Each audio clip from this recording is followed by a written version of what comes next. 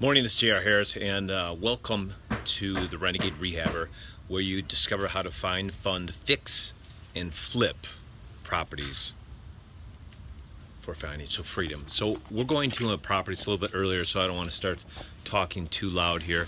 But today we're going to talk about village codes. We're basically 75% done with this house. We decided that looking at the comps and the other properties in the area that have recently just sold since we purchased it, a lot has gone on in this area. It's the Hanover Park area. The market's taken a nice little boost, but really to get the boost to our most benefit is we really have to make the home a 4-bedroom, 2-bath. It's a good sized home. It has 3 bedrooms upstairs. It has a full bathroom upstairs. It's got a half bath downstairs, and it's got a semi bedroom according to the village. So when we came in, we decided that we pulled the permits to get the village to come in. So we're going to kind of walk through some of the stuff that we did. You can see the exterior of the house. The village did not require any type of permits for the siding, so we've done about 90% of the siding on the house. Looks really good. We painted the down, which was an older brick. If you kind of look across the street, you can see that brown brick over there. That's how it was. We kind of wanted to make it a little bit more modern and cleaner and newer, so we painted the front. Again, the sides have the same style. New, they call it Dutch lap siding. The windows were already here, so this home had a lot of really what I call good bones. The roof was good, the windows were good, most of the inside was good. It was just very, very outdated. The kitchen was original, which was absolutely old, or I should say horrendous. The windows were good, so that's a nice part of the bones. New garage door, so everything exterior wise has been taken care of.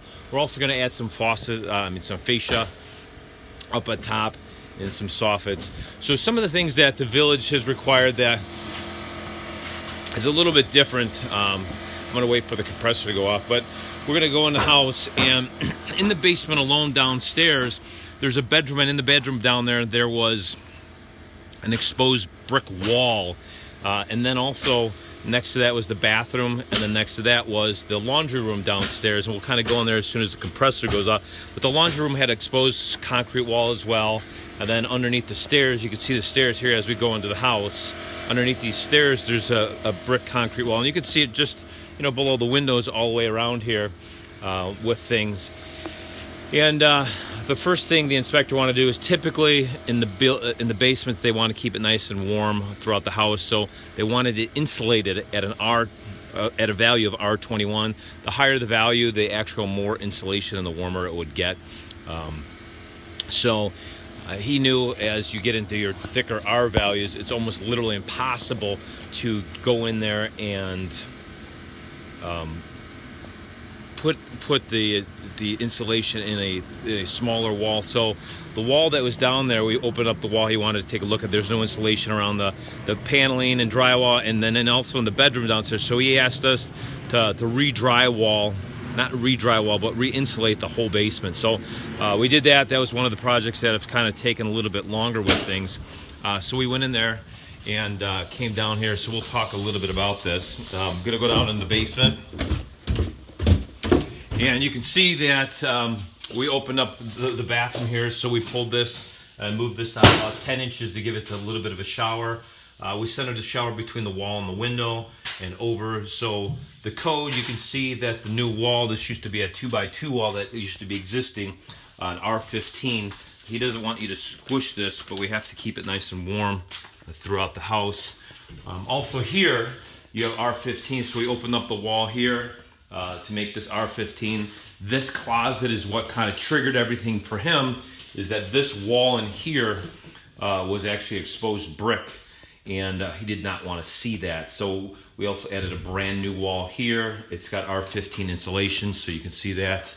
So we're going to kind of walk a little bit around the basement and go through the different details. Here, there was trim here. We'd finished the trim.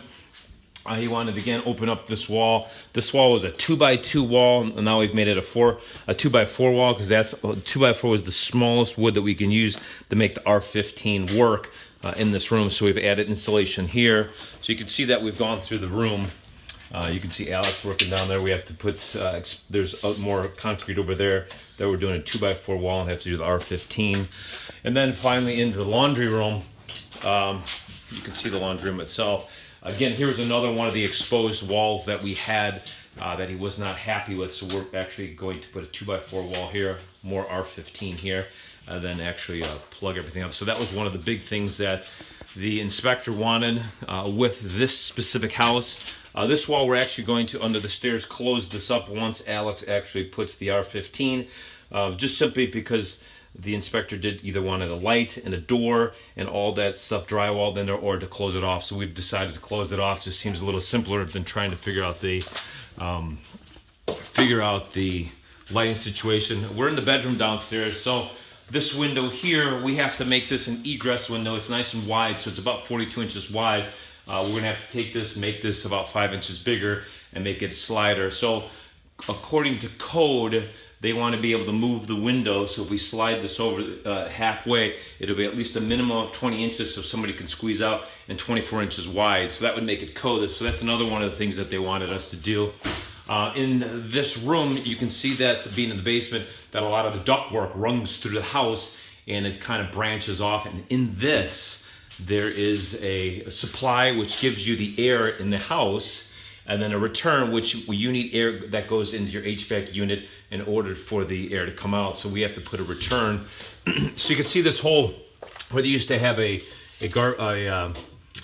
close chute, we're going to open this up, kind of pull this through here to the ceiling here, and he wants us to put a return in here so we can catch some air in here and it go out. You can see that the supply's in the middle of the room. We're going to put a brand new light. Again, in this room, we've finished all the floors, finished all the trim. The closet's all ready to go. We've painted everything. The walls have been painted once. We got new doors and everywhere here. So it looks kind of, again, a little bit of the ugly duckling stage, but this thing's going to kind of move quickly. We have the lights here. So everything down here is pretty much close to done. The room here, one of the things that they want to do as a code situation is, you can see that the box here has about 20 little openings, and everything in the house has to have its own circuit. So we have to upgrade the box. Again, make this a 30 space, upgraded 100 amp box with that that they have in there, because we've had to open up the wall. There's actually a hole in the main here that we're going to fix. All this older BX that was in here needs to be a hard piping. There's like 2 or 3, which shouldn't take that all long. So that's another thing that the code has to do. Down here on the floor, we're going to put some sticky tile. We're going to re-drywall this wall. One of the other things that he wants to do, especially because this is a laundry room, we're going to have to put what they call green insulation throughout this wall in here and throughout the top. And if a fire starts down here, because obviously we have, you know, water heater, we have a furnace, we have a washer and dryer. If a fire starts down here, it won't go through the wall, it won't go upstairs. It'll stop at that point. So it's another code violation, not a necessary violation, but something we need to upgrade to current standards. You can see here's the water heater. On top of the water heater, you can see this flexible pipe. They do not like this because this is where water comes in and out. They want it to be hard piped like this, where it's as a hard pipe. There's no way that somebody can kind of bend this, and if it bends a little too far, it breaks, and then, you know, you have a flood in the basement. So really a lot of simple things here. One of the other things here, there's a hard door going into the garage. A garage is another one of those areas where a fire can come in from a car, and he wants this to be spring-loaded hinges. So we're talking about the different upgrading code situations that he needs. So we'll have all these hinges on the door spring-loaded, so if you open the door, let it go, it'll automatically close itself back, and this will protect, again, if there's a fire in the garage from the other side of the house. A lot of codes nowadays are based on fire hazards, electrical hazards, anything that could potentially harm somebody. You can see up here, again, all the flooring's done, all the trim's done, everything's done throughout the house. Looks really, really good. So we're really close to getting to the end of it. You can see that in the kitchen, all the tile has been done. We laid 24/48 here. One of the other things that this specific village wants us to do, you can see that we have the cabinets already installed. There'll be a microwave that goes right here. We have the outlet up there, but they actually want us to vent right here, go up through into the attic and off to the roof. Each thing has to have its own independent vent system, so we're going to have to install a vent here. Typically, in most villages, this one's a little bit unusual, but usually with a typical village, you don't have to have a vent, but they definitely want it. They think it's a hazard. Another thing that they want to make sure of is that every 24 to 40 inches, we need a GFI in the kitchen. All GFIs need to be in here as well. We do not need one for the refrigerator, because if the refrigerator trips, then your food could get ruined.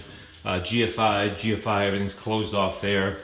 Also, we need to have a switch, so we are going to install a switch, probably change this box from a 2 to a 4, that they have to have an on-off switch for your dishwasher, which will go here, and an on-off switch for your garbage disposal. We're not actually going to put in a garbage disposal, but we're going to allow a switch so somebody else can install it if they want to. It gives them the option. So we'll put handles on the doors. We're going to backslash this. The granite will be coming in very soon. It's been ordered. So we're kind of, before we get to the final touches on things, we want to make sure everything else is done in the house. One of the other code things that the village wants us to do is they want to actually have us hardwire a smoke detector system and carbon monoxide system into the house. So each bedroom has to have a hardwired smoke detector with a battery backup. You can see again, the room's been painted, is in good, trim's good to go. Doors are ready to go. So this will have a hardwire smoke detector here. Out in the hallway, you have a smoke detector and carbon monoxide detector combo, which has to be 15 feet from the bedroom. You also have another smoke detector here, and then one in here as well. So you'll get one of those in each one of the rooms throughout, and then they have to do the same, one carbon monoxide downstairs, as well as one smoke detector down there. So here's the bathroom. Everything's been done. You can see the tiles all done, the tub's done, the toilet's in. We'll put a vanity. So here's a couple things that they're looking for in the bathroom. You can see that there's a window in the bathroom. Typically, in the older days, you could have a window and you could open it up and get your steam or whatever you want out of the bathroom without having any problems. New code is that we're going to actually have to put a vent here that actually has an exhaust system that goes to the outside. It has to be independent. It can't hook up to the chimney or any other exhaust system in the house. So we'll have to put one in the middle here. They require this. It'll vent itself out. It'll be a light. So in the bathroom, we'll have a switch here for the light above the mirror. We'll have a switch here for the fan, which will be an exhaust, which has to be done next. And then we'll have an outlet, a GFI outlet, because it's near water, has to be right here on the side of the wall with that. So the bathroom is pretty close to done. Everything's been done. It's again in that ugly duckling stage with things. So this house is very, very close to being finished. Just a lot of little things with this that we're gonna have to do. So that's the house. We're good to go. Almost done with everything. Again, the windows, the trim, all the outlets are good to go. The granite has been ordered. We are good to go. And that's pretty much a lot of new things that the villages are doing for codes and things that they want to see updated in order to make things more, I guess if you want to call more safe for people and stuff like that. So thanks, the Renegade Rehabber, and have a great day. I'm here to help you discover how to find, fund, fix, flip for financial freedom. Thank you.